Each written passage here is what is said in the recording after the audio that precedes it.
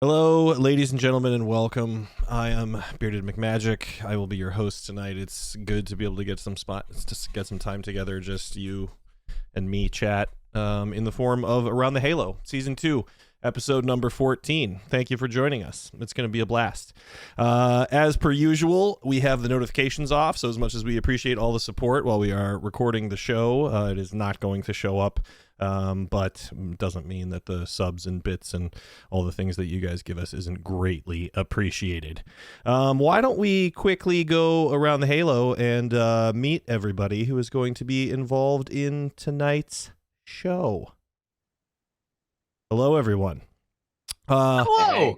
I should. It was a mention. Total reveal for a moment. Yeah, I should mention, and I do apologize that with the computer construction issue that I had, I spent the entire day rebuilding the show from the ground up to make it look as good as it did before. But I did not have the chance to do all the individual intro scenes that were super cool in the past. So here is everyone all at the same time. Thank you for joining us. Of course, we have the CEO of Little Flower Media, Jonathan Bearded Blevins. How are you doing tonight? You know, I'm doing very well. Good. I'm glad you had to think about it. I am, because I had a chicken pot pie for dinner, and it was awesome. Amazing. Yeah. How I often can't do you think of have anything. a chicken pot. Like, is that Anything a what, Joel? regular occurrence? Yes. I can't think of Once a anything like less offensive than a chicken pot pie. What? That's, Dude, it is a top 5 pie. Well, that was kind of offensive. It's been a minute since I've had a chicken pot pie. I'm just like, who would disagree with that? Like, hey, we're gonna have a chicken pot pie. And with us, of course, from gravy. University of St. Thomas is Bridget Richardson. How is your life going, Bridget? Long time no see. And by long time, I mean, the last episode. It's going very well. I'm also eating chicken, so Nice. yay for chicken tonight. But is it Mine's a with chicken hummus, so in a mine's pot like pie form? kind of fun. Yeah. Okay, that's good. Later we'll have John go through his top 5 pies, and it'll be interesting to have chicken pot pie end up in one of the top 5 spots. And Joel Stepanek at Chasing Humility. Welcome back, my friend. Are you getting any sleep? I'm getting fine sleep. I was really sick last week. I was super sick last week, so I got like 48 hours of sleep. Joel's traveling. He's getting tons of sleep. Like in a row? Yeah. No, I haven't been traveling in a while. No, I was 48 hours, not consecutive, but like on and off. Like I got hit just really hard with some illness and was just down for the count. Like from Wednesday at like 10 o'clock until I told my wife, I'm like, I think I need to lay down for a little bit. She's like, do you have any meetings? I'm like, yeah, at noon. I'm like, I'll be up before that. She's like, okay, let me know if you want me to wake you up. Did she I did roll not her wake up. eyes and claim that you had a man cold?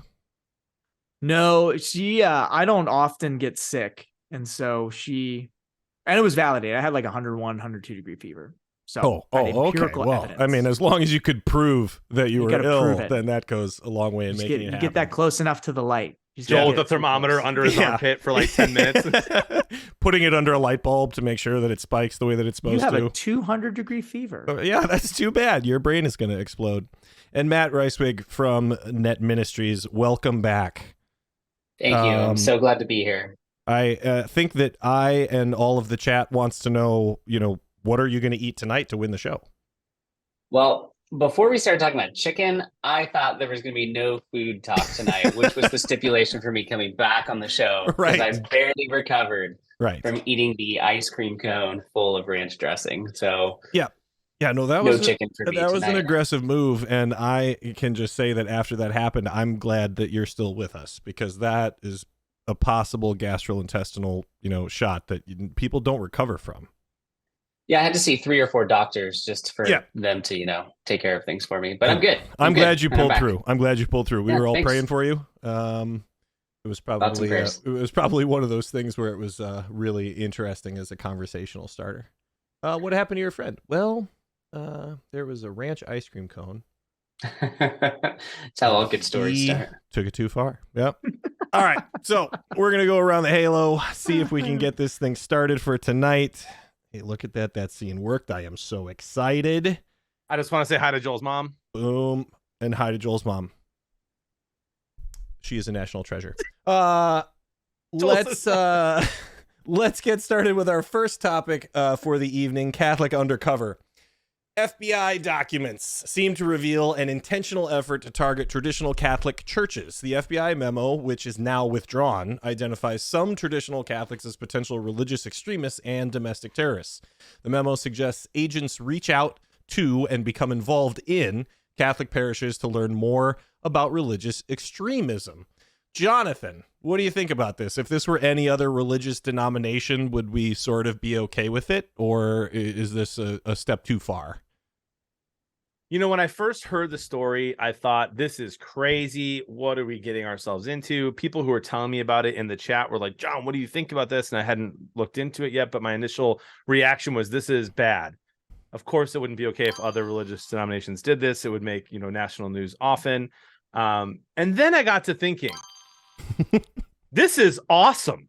This is the coolest thing ever. Like, what better way to evangelize the FBI than to have them go undercover and become one of us? Now, of course, I'm not talking about that. Obviously, they're going to go to potential religious extremists, but they're probably going to get that church wrong. And what if they end up at a really good place and they end up having a great time and they meet Jesus and their lives change forever? I think this is a great moment for evangelization in the church. We shouldn't be afraid of anyone infiltrating our ranks if we're teaching the faith correctly and with love.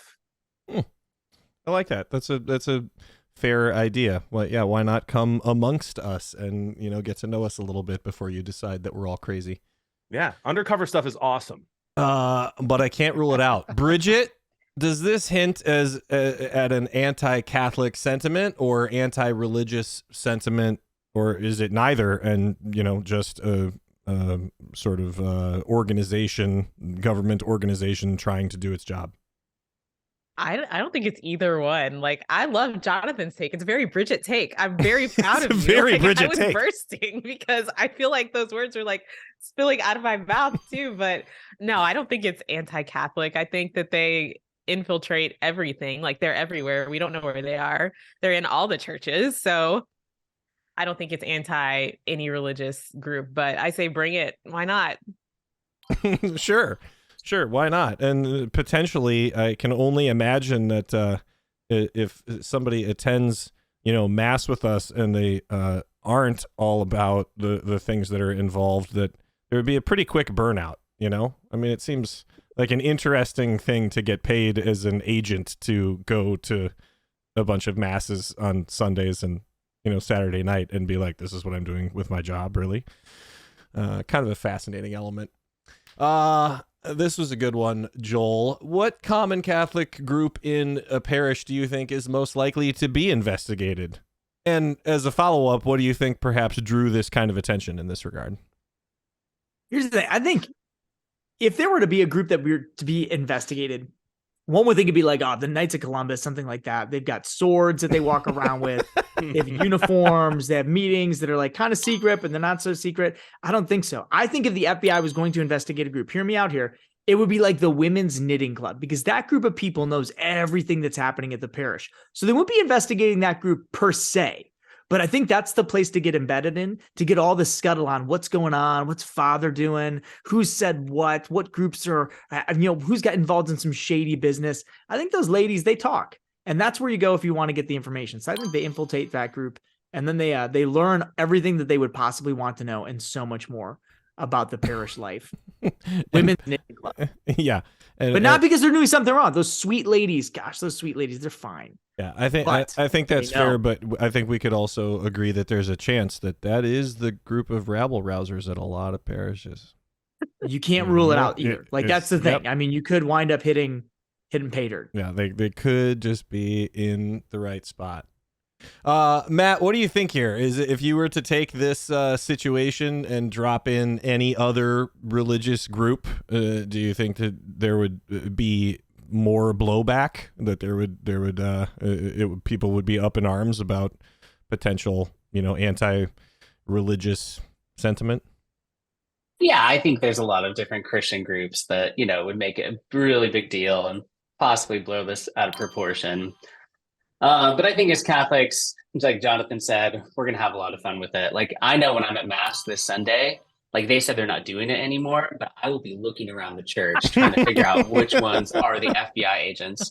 And I can promise you, I'll be there on opening night when Shia LaBeouf and Mark Wahlberg star in the movie about how Mark Wahlberg was an FBI agent Nice. at a Catholic parish and gets converted by Shia LaBeouf. I mean, please don't steal that idea. I might have to make that movie. Yeah, no, I really like that. And I'm with you. I think it's sort of a fun Where's Waldo to try to pick out like who the agents are. You're going to be like, that guy has an earpiece. And then you're going to be like, no, wait, actually, he just is that guy who listens to the football games or the baseball games on, Sundays during mass. So, yeah, right. But he's got an earpiece no matter what. But let's point him out. Yeah, I think it'll be fun. Either a hearing aid or a radio signal. One thing I'm surprised nobody said is that this is by far the best way for a theocracy to happen. You know what I mean? That's a good. That is a good point. Technically correct is the best kind of correct, Jonathan. Yep. All right, let's move on to topic number 2: fixing leaks. Sensitive documents related to the United States involvement in the Ukrainian war were leaked online, and the Pentagon is scrambling to remove the documents and identify the source of the leak. Some documents appear to be altered to show a far more favorable view of Russian involvement in the war, while others offer sensitive details about some American allies. This is the second high-profile leak from a secure government agency. The first was a leak on the Supreme Court decision to overturn Roe v. Wade relatively recently. Bridget, what do you think's going on inside government agencies? Is it sort of just an avalanche of citizens feeling concerned about, the things that they're seeing within the inner workings of these agencies? I think it's a lot of disgruntled employees, because what do you do when you're disgruntled?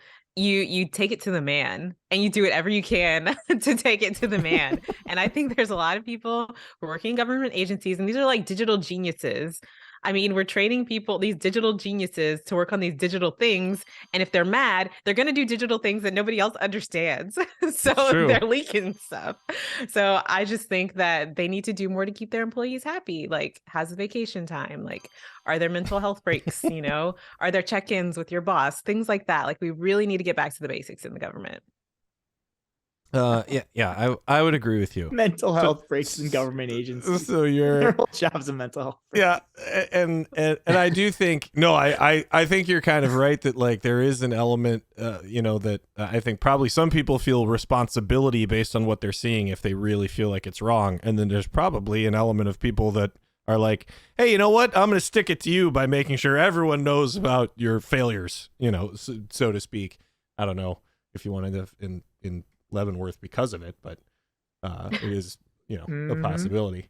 Joel, leakers have become much more common and seem to be celebrated or derided depending on what they are leaking. Shouldn't there be a universal derision for doing your job poorly? Well, is it that I've thought about this, and I'm on like the serious answer train tonight because I'm just been way too introspective. I think we don't have a common understanding what America is anymore, what the United States of America is. And that defines patriotism. So like, think about it. Before the Revolutionary War, when the colonies were under British control, this type of like document leaking, anti-government, throwing tea into the Boston Harbor was celebrated because it was patriotic, from the sense that like we're building a vision of what the colonies can be, and we're going to call it the United States of America. And we used to have that at different points in the country. It was more unified. What does the United States mean? And so when people did things that insulted the common interest or supported the common interest of that thing, that idea, it was celebrated or derided. During the Cold War, you leaked documents to Russia, to the Soviet Union, that's derided. That's not patriotic. But like, here's where I'm all twisted. Without that common vision, it's hard to say, was this a bad thing? Was this anti-patriotic, or was this actually patriotic? Is this a leaker or a whistleblower? One thing I do know is that it seems that depending on the issue, we treat it differently. The Roe v. Wade leak, you're telling me you couldn't figure out who that was? Sincerely, you couldn't figure out who in that ecosystem. If that's the case, hire better project managers, Supreme Court, because your security is very poor. But we were able to find who leaked these documents, the Ukraine documents, super quick. See, I think it all depends on your view of what America is, and I don't think it's consistent. And that's why I don't know if we even know. Should we celebrate this? Deride this? Is this patriotic? Is this treason? I don't know. Yeah, I would agree with you. I think it's a super fine line when it comes to this stuff, and often that line sort of is drawn based on what the aftermath is. So oftentimes, like, you know, and this kind of leads directly to, you know, Matt's question: should we wait until more of the information and the facts are in before deciding if what something did was good or bad, as opposed to just being like, they did this or they didn't do this, and now we're gonna absolutely make a decision about like that was wrong or right so quickly. Yeah, I think that like you can also look at where this was leaked. The fact it was leaked by a 21-year-old on Discord, and that the Discord channel was called Thug Shaker Central. I mean, kind of gives me the negative side that I don't really see this as a positive thing or a whistleblowing situation. Yeah, I left that server immediately, by the way. As soon as I found out, I am no longer a part of that organization. Because we've got way less popular or more popular. Yeah. But I think not to make this more lighthearted, but I think maybe something the US government could do is, I know there's a lot of TV shows that when they film their finale, it's like the script is kept under lock and key, or a lot of big movies that come out that only the people that have to see these things see them. And if you're trying to find spoilers to your favorite show's finale, it's real hard to do. I mean, I think those people start getting government jobs. I think, you know, your job is just to keep information secret, pull those people straight out of Hollywood, right to DC. And I think that's going to solve most of our problems. Yeah. Yeah. I'm totally with you in that regard. If they kept it under lock and key the way that Quentin Tarantino keeps his scripts, you know, everything should be fine and there will never be a leak again. Jonathan, do you think that like technology has made it impossible to really protect information in this regard? Like, is it just too easy for somebody to find, you know, this data or copy this data or move stuff from point A to point B because it's not a physical element anymore? Yes, I do think we're getting to a point where some new type of technology is going to have to come out that does not exist yet, that is somehow the most secure of all time, that is unhackable. And I'm sure that is being worked on, and I'm sure there's a version of it that obviously isn't working. But here's the deal. I have a hard time believing that the government isn't behind a lot of these leaks. I really do. They know how to keep secrets. I just found out recently that there's 1.8 billion pounds of cheese in a cave in Missouri. That is one of the coolest pieces of information I've ever heard. How has no one told me this? Is there like a version of heaven for you, do you think? Yes, that's a little slice and it's real, and it's just there in case like, there's another dairy shortage. It's incredible, and it's not a secret now. But like, I took mine 35, and I didn't know about that, and we've known for a long time. Well, they absolutely have found some type of UFOs that we have no idea about, maybe even aliens with Area 51, and we don't know. So how come those things don't leak more? You know, how come like actual awesome things aren't leaking, and instead this type of stuff does? And I think it's because the government does it on purpose. And I think that they're oftentimes trying to turn our attention away from something else that is happening. And a couple people in chat have said as much. And so I'm just, 1.8 billion pounds of cheese just sitting in a cave, and I'm buying it at the store. Like a sucker. Can't get over it. Amazing. Yeah, that's pretty awesome. I did have somebody recently mentioned to me that they were saying like part of this stuff is it's amazing that it doesn't happen more just due to sheer incompetence, whether they're trying to do something or not. My friend was like, I was in the military for almost 10 years, and you would be shocked at the number of soldiers that can't get the correct size boots. Like, they just can't do it. They just can't figure it out. They screw it up all the time. And yet they act like there's a mass conspiracy for some of these pieces of information. And they're like, it's much more likely to be incompetence based on what people have seen. But it is kind of interesting to look at it from both sides. Let's move on. Clear heart. Damar Hamlin, the safety for the Buffalo Bills, who suffered an on-the-field cardiac arrest 3 months ago, has been cleared to return to football activities. Hamlin said he desired to return to the field, and that it seems much more likely now. United football fans in raising money for his charity as he was hospitalized, with numerous players around the league voicing their support. Joel, if this are you, are you returning to play the game of football, or does this like kind of force you into early retirement just based on, this situation? Even if it's maybe you don't necessarily have the option. It's tough because I think, what are the options out there? And I'm like, and how much does Damar Hamlin feel like he owes something to the NFL to continue the hero story, the hero narrative? I mean, the guy's recovery is amazing. If you watch that game, you're like, it's over. It's done. So I think if it's me, and it's really hard to put myself in this situation because I haven't worked my whole life for this thing. So I'm thinking of comparables, right? Like right now, if I were to have to stop doing, ministry work or speaking with stuff I've worked my whole life to do, it's like, oh, you can't do that anymore. That'd be really difficult. Even if I had to choose it. So I can't imagine what that decision looks like. I do wonder if that decision is complicated because I can't imagine looking at friends and families and loved ones who thought I was going to die and being like, I'm going back out there next season. I'm going to make it happen. We're going to do this thing. Right. I can't imagine doing that. At some point you got to be like, whoa, I just got a dose of perspective because life is short. This game is brutal. And I don't know that I can do this. At the same time, how much does the NFL want Damar Hamlin to be the hero, to be the story, to be the I don't know. I think that complicates it. I bet he feels a lot of pressure from both sides. If it were me though, no. Once I have a brush with death like that, I think I'm saying this is cool, but I gotta go another way. I got to do something different. Yeah. I would agree with you there. Although I don't know how much motivation there is for the potential money that's on the table, which I think is a motivating factor for a lot of people as well. Matt, do you see football as a sport getting to a point where it becomes too brutal and loses popularity? How often would this kind of thing have to happen for it to actually move the needle in terms of its fan base? Yeah, I think it would have to become a regular thing for certain. I mean, this was such a freak injury and a freak thing that I think people can then kind of write it off like this is not what you see every Sunday, right?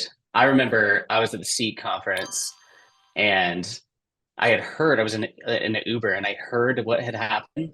And I went back with a buddy and we watched 2 hours of SportsCenter that night. And we watched every minute, everything you could, right? Because it was such a unique thing. We had never seen anything like this. And obviously, we're praying for him. We're hoping for the best for him. But there's just something about football that is just sort of in the American DNA. And I think it's going to be upon the NFL to keep taking more measures, trying to promote better safety. This one was just such a freak thing. It's not like it happened on a kickoff or one of the more riskier plays. So again, I kind of doubt that the NFL does a whole lot more than lip service at this point. And I think it would take, if this happens again, maybe some changes happen. Yep. It's possible for sure. Jonathan, what do you think are appropriate lengths for player safety? Do you think Hamlin is actually cleared, or is the NFL looking for a cool comeback story? My uncle had a heart attack and he was never allowed to eat red meat or jog fast ever again. So it seems kind of interesting that they're like, go at it. Yeah. I actually have a hard time believing. I think he's cleared. And I think he's cleared legitimately. I have a hard time believing the NFL wants him to come back. To be honest, because it's such a liability. It's a liability for the game. It's a liability for him. It's a liability for them as they're getting, and rightfully so. You think that they have more to lose if something bad happens? For sure. Yeah, they have more to lose anytime something bad happens, and rightfully so. They're being attacked by a lot of people. If this didn't happen and the NFL and the Bills weren't coming together to help him out, and he wasn't able, and this wasn't the first time that something like this happened, so he could spend the rest of his life doing talks and writing books and making more money than he makes in the NFL. This would be a very different story if this was the fourth or fifth player this happened to in the last year. And again, rightfully so. I think the players need to have better insurance. The NFL needs to help them out more so that when stuff like this happens, they're covered. If it were me, I don't think I'd play again. If he does play again, it's just for the love of the game, right? As I said, the dude could make tons of money, be an inspirational speaker, writing a book, doing whatever, and then starting a nonprofit if he hasn't already. I know he has one he's passionate about, and just if he plays, it's because he loves football. So yeah, I don't think the NFL wants him to. I will say, is it too soon to make a joke? I saw a joke today that It's never too soon. I just could not. I couldn't stop laughing. So the Lions drafted this player. I don't know how to say his last name. 2 years ago, his name's Levi, and I forget his last name is hard to pronounce. And he goes, someone tweeted, Damar Hamlin died and came back to life, and Levi still has a back injury.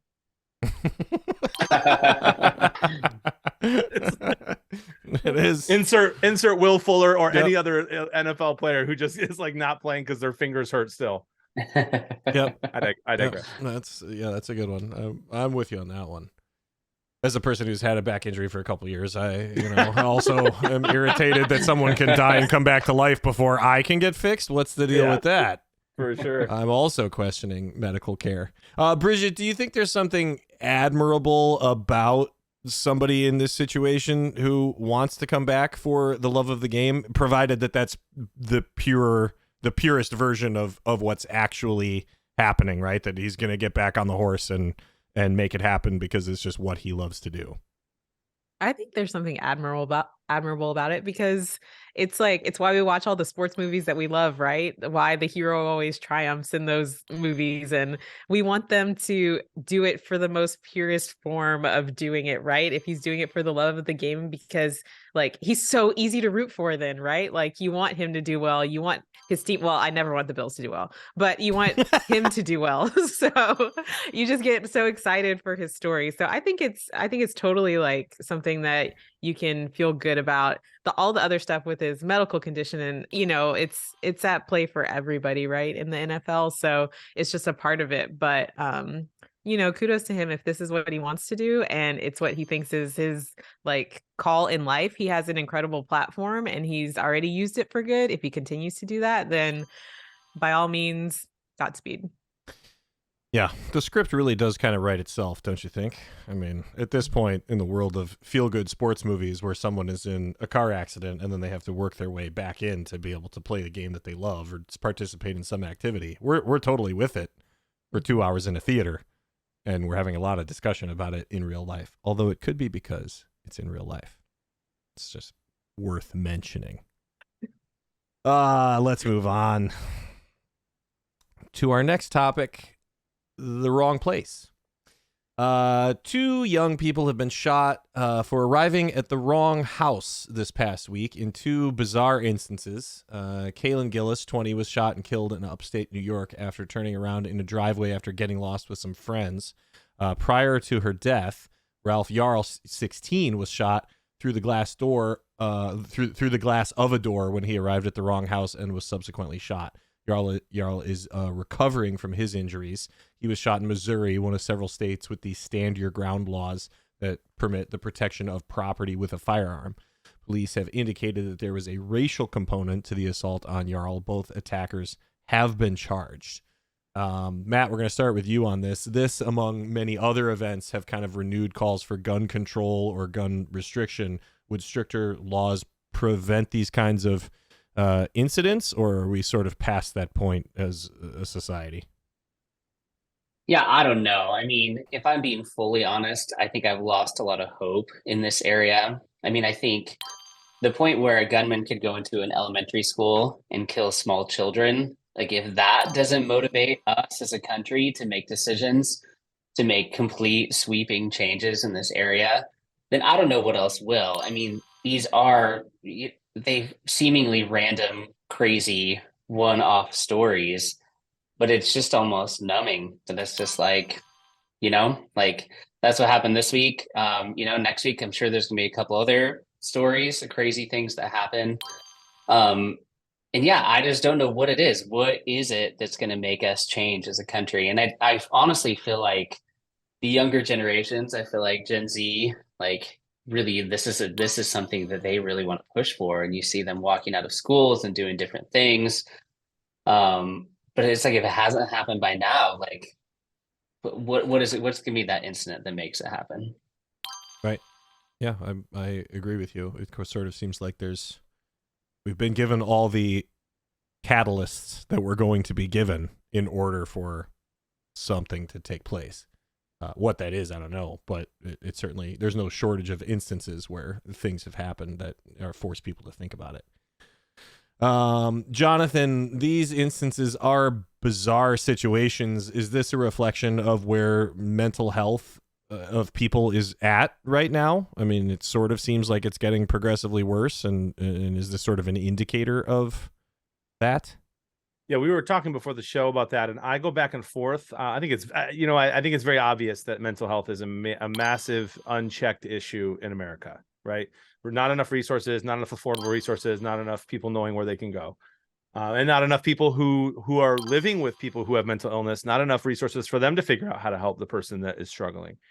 But at the same, also, like, just everything's reported now too, so we're going to see a lot of stuff that we normally wouldn't see. I mean, everything's reported. Everyone with a phone is now has the potential to go viral for posting something.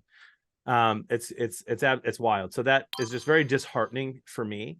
I do think at the very least there are two things that we can do that I do not understand how a rational human being would. And I only have a minute or two here, right? So I can't go into all the stuff, but I will just say, the fact that you can buy a car easier than you can a gun, and the fact that you have to go take DMV classes and all that kind of stuff, no matter where you live in the country, in order to get a car. And then if you sell the car, all the registration stuff, the title stuff, all that stuff happens. And we're not doing that with guns is dumb. Fix it, make it work.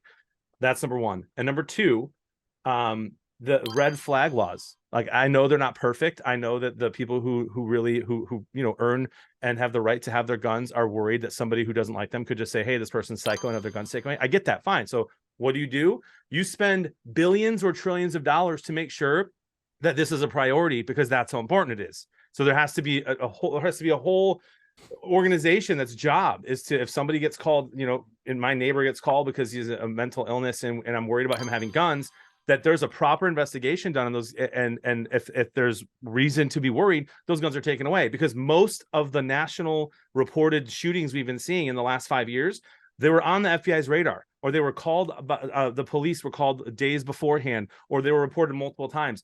Go and take the stuff away. And if you're like, John, where are we going to get the money? In 2022, the United States lost $247 billion. How? By just wrong payments, paying the people the wrong stuff. 247 billion, 2.4 trillion in simple payment errors over the last 2 decades. Fix that and use the money to make the two suggestions I have happen in every single state. Yeah, I think that's fair and balanced when it comes to this kind of stuff. Bridget, this is kind of a tough one. But is this something that you think America, because it's so ingrained in our societal structure and history to a certain point, that this is sort of just the new normal, because people aren't willing to make changes for something that has existed so long that it's just too difficult to fight against? I don't know if it's existed like this, because even in these two situations, they weren't harming people. So before, your guns were there for your protection. And even I went back and I watched Tombstone because similar issues in Tombstone. And I love that movie. But it was protection. It really was your life was on the line. That's not what's happening here. It's almost like if you are alive, something could happen, and it's terrifying. There's not it's in a cost on others. It's not you're protecting yourself. So it's to me, it's completely different than the history of our country, what's happening right now. I don't know why or where it's coming from. It seems like there's just a lot of things that probably people smarter than me can explain, but I hope this isn't the new normal, but it's just not honoring what our, forefathers meant for guns to be for, I think. Yeah, I would agree with you there, especially with how that stuff is written. Joel, there was an element that came out recently in which a study indicated that 82% of all shooting issues that came up in the future had traced someone back to being involved in a domestic violence call. whether it was actively pursued by law enforcement or whether they were actually charged with a crime. And so it sort of seems to be a reasonable catalyst to say that if you're involved in some type of domestic violence dispute, that perhaps that should be something that brings your ability to have a firearm into question. Is that like a reasonable expectation, or something that's like too far that goes beyond someone's rights because anybody can have a really bad day? Maybe. But I think the thing that John was saying about putting money and resource behind this is very valid, because that is an indicator that I don't have, one, control, and or two, a respect for other people. And I think the degree to which that domestic call was escalated, was this a verbal argument? Was this yelling? Was this shouting? Was property damaged? Was somebody injured? Was there an assault that happened? All of those things indicate that an individual doesn't have a throttle. And that's how these things escalate. Like, very few people, a normal at baseline human being, does not point a gun at somebody and pull a trigger, because they're at baseline. They're thinking about all of the consequences. And hopefully for a normal person is thinking, I do not want to hurt or injure or even kill another person. I don't want to take a human life for something that really is frivolous. They turned around in my driveway and I'm so sick of people doing that. It's my property. A normal person doesn't take out a gun even to scare people, because they're thinking through the ramifications of what might happen for that. Nobody opens up the door. And even if they are racist and they're triggered by that racism, fire on a person who is doing nothing threatening. So I think that could be a great litmus test. But it's, do we want to put our money where our mouth is when it comes to really dealing with the issues and solving the problems? Or is this just a political chess piece? And I fear that it's a political chess piece. And so nothing is going to be done that is productive. Because if you look at the places where shootings are concentrated, they're not suburban elementary schools. Those are horrible things when they happen. But they are in other places where there are complex social issues that need to be solved. They are in places where there exists poverty. They are in places where there exists systemic injustice. They're in places where gang violence exists. And we don't get the press on those kinds of things. But there's gun violence in the United States. That's why the numbers are so high.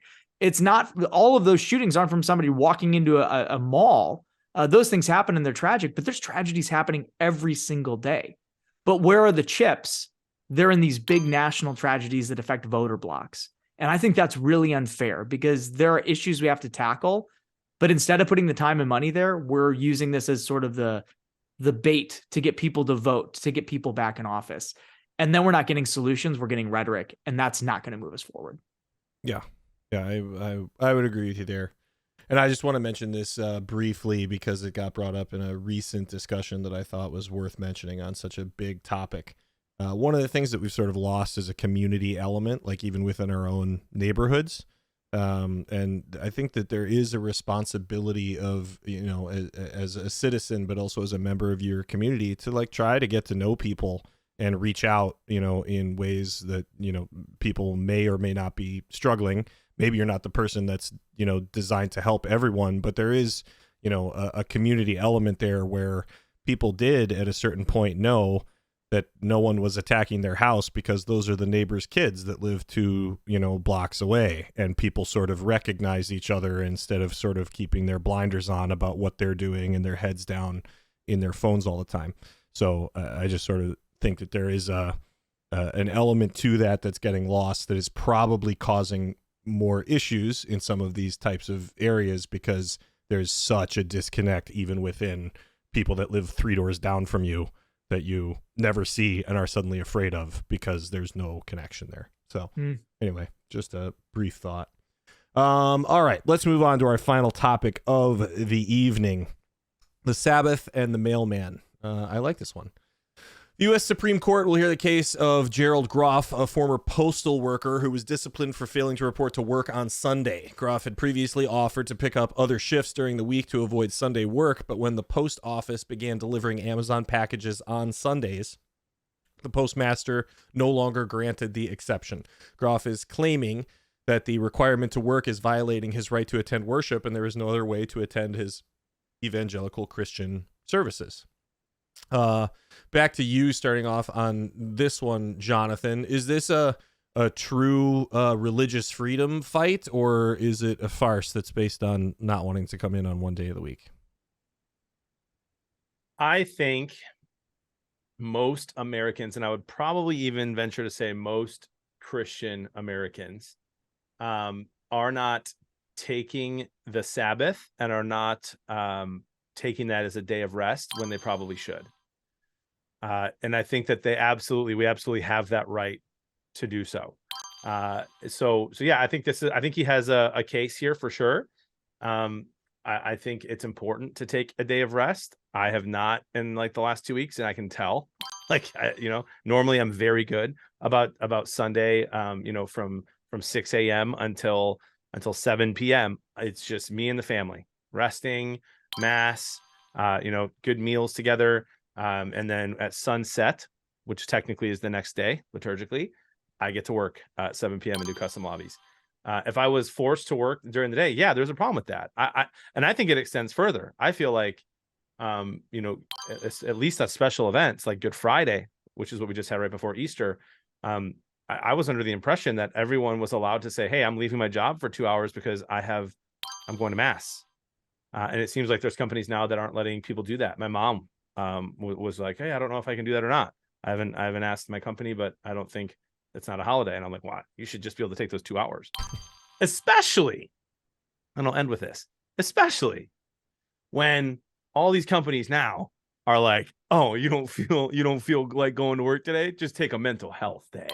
That's okay. Like, and I can't go to church on Sunday? Stop it. This guy should win. I'm going to agree with you on that one for sure. Bridget, do you think that this is a deeper issue than, regardless of what this guy's reasons are for wanting to take a Sunday off? This was not the norm in his career, and all of a sudden it gets added in, which most directly affects the profits of Amazon.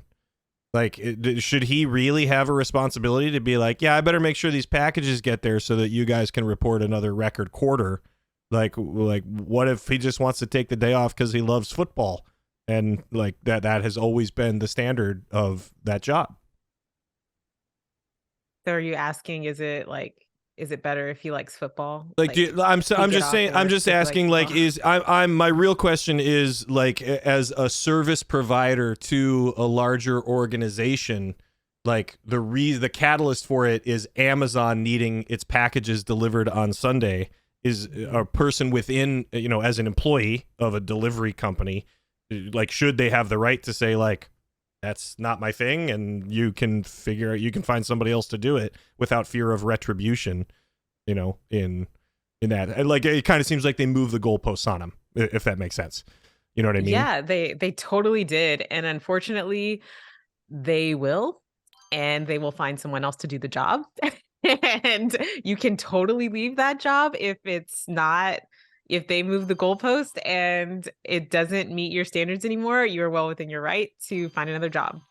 And Amazon knows that, and they don't care. And he may have a case, but I don't think they care. I think they'll probably settle in some way, and then someone else is going to be delivering packages on Sundays. So I don't think they care. Yeah, I would agree with you that there's probably not a lot of caring going on when it comes to even the mental health days that Jonathan's talking about. Joel, why do you think there was initial refusal to accommodate the request? Like, what's the harm in an organization taking each individual employee's needs into account based on, what their expression of, in this case, their religion would dictate that they do? Seriously, I'm going to probably go way to the other side of what people have said here.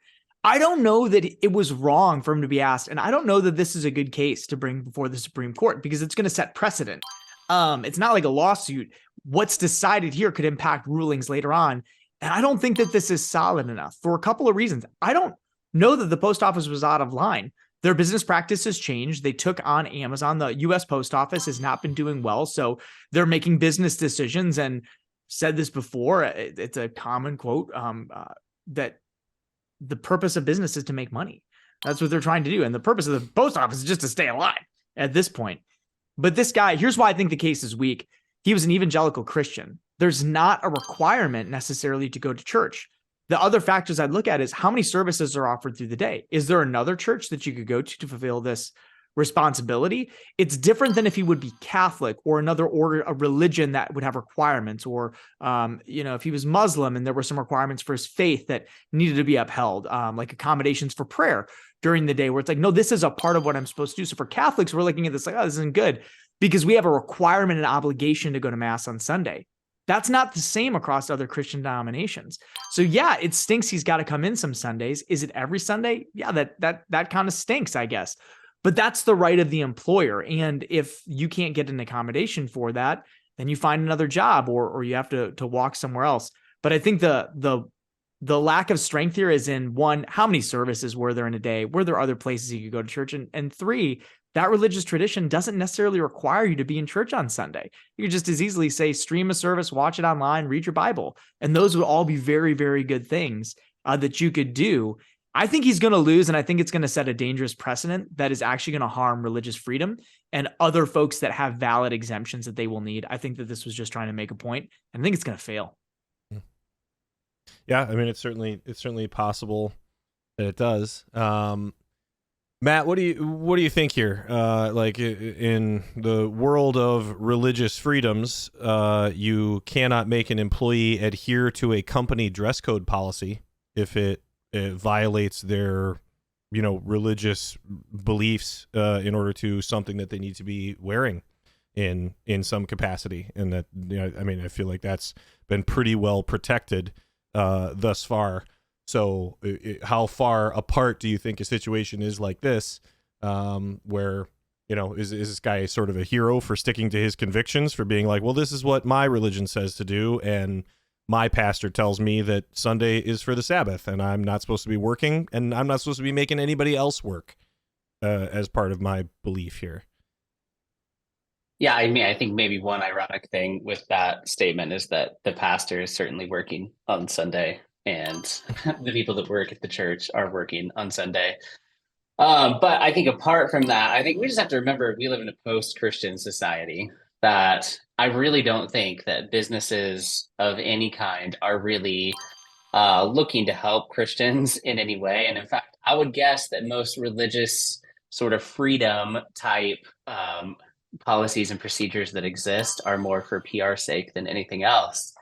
So I really just don't think, like, if your expectation is that your employer is going to give you Sundays off if you ask Sundays off for religious purposes, I just think that's kind of a farce. And I think, just like Bridget said, like, you can choose to work somewhere else. And I think maybe an underreported story is, I've never just heard that the U.S. Postal Service is an awesome place to work. And it's not that surprising, right? I mean, so I just think, like, this guy, like, I feel like he's a crusader against religious, trying to lead the crusade against religious persecution. And I just don't know that this is the right case for us as Christians to stand behind and say, yeah, you got to give this guy Sundays off. But who knows? I could be wrong. I think that's kind of a bleak view, though, of like, yeah, we live in a post-Christian society for sure. I think most companies, though, not all, but most, are willing to be accommodating to religions across the board and religious preferences. And even I think that there's a desire to tolerate people's religious beliefs as long as they don't impact other people or like the day-to-day operations of the business. And I think that that's what makes it such a challenging case, is like, for this guy and for a majority of Christians, John said it first, is like, you don't really live that, though. You're not really doing the Sabbath, and like, you don't have to go to, this isn't a requirement for you. You want to, and that's great. And eventually, if you're continually not able to do the things you want to do, but like, how many Sundays was it? Was this like 2 Sundays a month you got to do this? Is it because if it's every Sunday, that's a different thing. And at that point, I'm like, dude, why am I working every weekend? Like, that's a whole different story. But is it 2 Sundays a month? Come on, brother.